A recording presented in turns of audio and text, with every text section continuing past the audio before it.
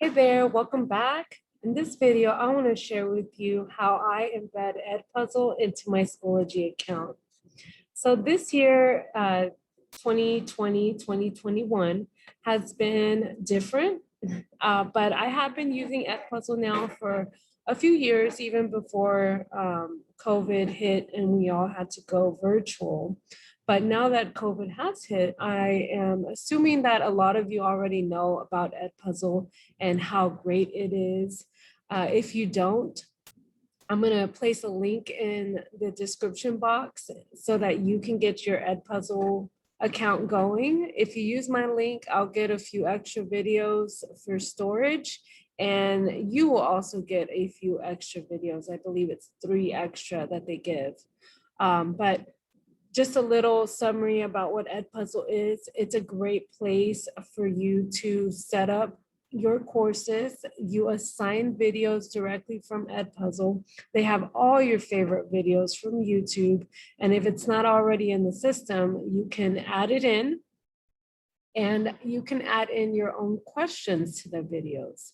So it's great for quick checks. If you want to find just a short video, you can have just one question embedded in the video, or you can have it be a flipped classroom type of tool that you use, where you assign videos, instructional videos to your students the day before or a few days before a topic begins, and have students come in already with that front load of information.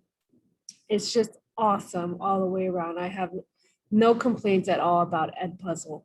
But I did find that sometimes when students come in to school and they have their own device, if your campus has locked the YouTube functions for students on the private Wi-Fi, then they won't be able to watch the videos if they go directly to Edpuzzle.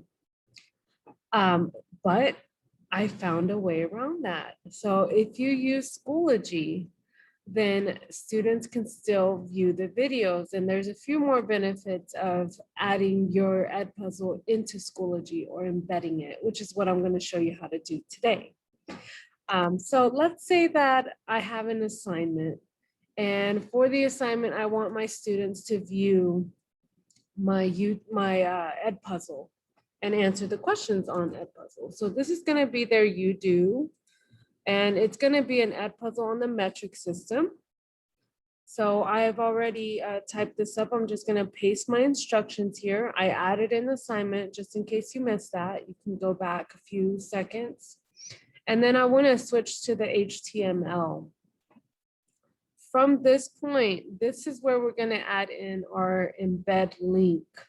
So you will go to your Edpuzzle. You've already set up all your courses for Edpuzzle. I'm in my tutorials course. Edpuzzle doesn't have a cap, I believe, on how many courses you can add. I've added up to like 10. So if you have more than 10, then I'm not sure. But they let you add quite a bit of courses, and you can invite students with their own link. But here's the neat thing. When you assign if you assign a video directly on your Schoology account, students don't need the invite code, because they will directly be invited as they log in to try, or as they attempt to do the assignment. So let me show you what I mean about that. So let's say I have my metric system here. This is a video I found. And the first thing you want to do is you want to assign the video to the course if you haven't done that already. I've done that at this point. So it's already in the course, and I clicked on the video from the course, and now I'm going to share the assignment. So you're going to click on the share, and I'm going to use the embed code option. So you can pick the size that you like. I'm going to keep it on medium, and I'm going to copy the code. So now I've got my code in hand, and I'm going to paste it, Control V, paste it into the box. Just gonna make it ungraded for now. And create. Okay, so when students log into their assignment, they will see their Edpuzzle link or the video directly in Schoology. So I wanted to know, are students still going to be able to see the video even if they are using private Wi-Fi within the school system? And so the answer from my campus was no if they go to the Edpuzzle site. But I've just tested it on my end, and I found that if they are using it inside Edpuzzle, it will work. So that's a groundbreaking kind of thing to find out, because now those students that have their own device can do their Edpuzzle. So what will happen is if they haven't signed up for their Edpuzzle yet, when they go to get started on it, they're going to get this box open up, which is going to ask them to sign up for the account. Okay, what you want to do is you want to have them log in with their Google account, assuming that they've been given a Google school email. So they will log in there, and then they will select their account that they want to log in with, and they will be prompted to join the course for the link that you've embedded into that Schoology account. Once they join the course, they show up on your gradebook in Edpuzzle. Edpuzzle has a gradebook. So very cool. After they join, they will get the option here to play their video, which it's doing it now. And notice that they have all these questions embedded here.